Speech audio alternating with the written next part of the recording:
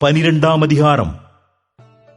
அப்படியிருக்க சகோதரரே, நீங்கள் உங்கள் சரீரங்களை பரிசுத்தமும் தேவனுக்கு பிரியவுமான ஜீவ பலியாக ஒப்புக் கொடுக்க வேண்டும் என்று தேவனுடைய இரக்கங்களை முன்னிட்டு உங்களை வேண்டிக் கொள்கிறேன். இதுவே நீங்கள் செய்யத்தக்க புத்தியுள்ள ஆராதனை. நீங்கள் இந்த பிரபஞ்சத்திற்கு ஒத்த வேஷம் தெரியாமல் தேவனுடைய நன்மையும் பிரியமும் பரிபூரணமுமான சித்தம் என்னதென்று பகுத்தறியத்தக்கதாக உங்கள் மனம் புதிதாகிறதினாலே மறுரூபமாகுங்கள். அல்லாமலும் எனக்கு அருளப்பட்ட கிருபையினாலே நான் சொல்லுகிறதாவது, உங்களில் எவனானாலும் தன்னை குறித்து எண்ண வேண்டியதற்கு மிஞ்சி எண்ணாமல் அவனுக்கு தேவன் பகிர்ந்த விசுவாச அளவின்படியே தெளிந்த எண்ணமுள்ளவனாய் எண்ண வேண்டும். ஏனெனில் நமக்கு ஒரே சரீரத்திலே அநேக அவயவங்கள் இருந்தும் எல்லா அவயவங்களுக்கும் ஒரே தொழில் இராதது போல அநேகராகிய நாமும் கிறிஸ்துவுக்குள் ஒரே சரீரமாயிருக்க ஒருவருக்கொருவர் அவயவங்களாயிருக்கிறோம்.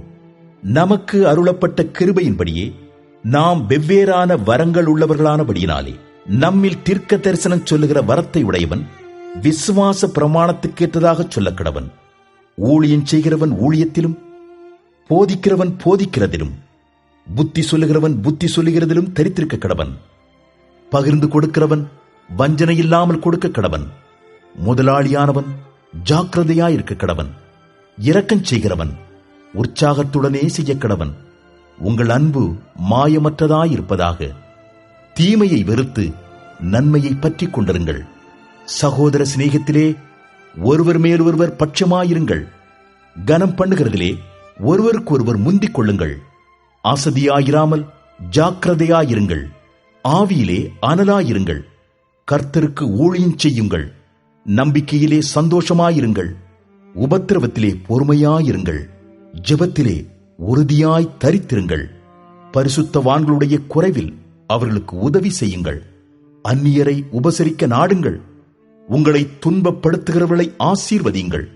ஆசீர்வதிக்க வேண்டியதே என்று சபியாதிருங்கள். சந்தோஷப்படுகிறவர்களுடனே சந்தோஷப்படுங்கள். அழுகிறவர்களுடனே அழுங்கள். ஒருவரோடு ஒருவர் ஏக சிந்தை உள்ளவர்களாயிருங்கள்.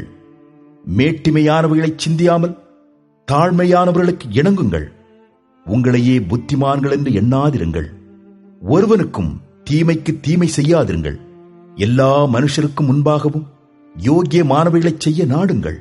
கூடுமானால் உங்களால் ஆன மட்டும் எல்லா மனுஷரோடும் சமாதானமாயிருங்கள்.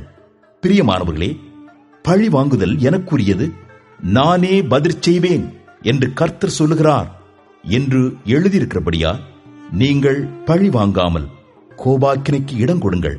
அன்றியும் உன் சத்துரு பசியாயிருந்தால் அவனுக்கு போஜனம் கொடு, அவன் தாகமாயிருந்தால் அவனுக்கு பானம் கொடு.